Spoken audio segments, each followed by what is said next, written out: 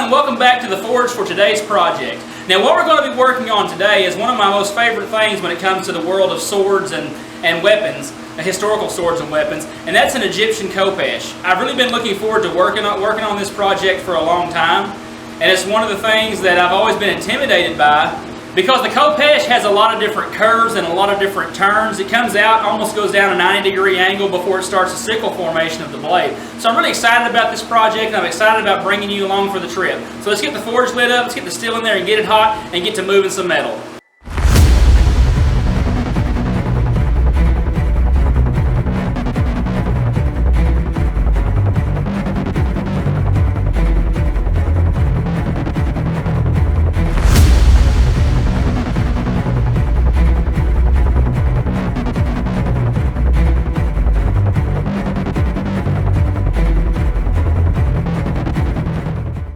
As we begin forging this KHOPESH out, you're going to notice that it's going to be a lot bigger than the historical examples of the past. Most usually they was between 24 to 27 inches overall.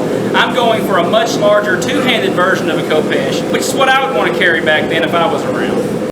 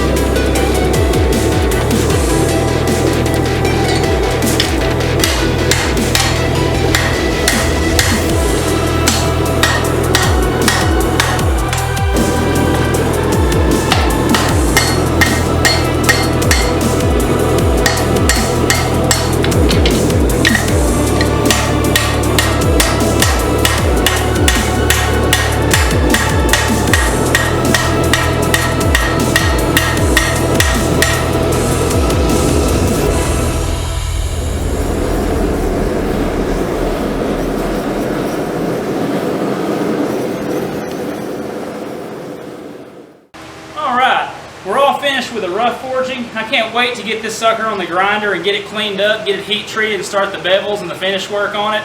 Like I said, it's going to be a monster. I appreciate you for joining us for part 1 of this KHOPESH build. Hit that like and subscribe button if you would, so you can keep up to date on what we're doing and what we're working on here in the shop. And of course, part 2 of this build. With that being said, I appreciate you and you have a good one.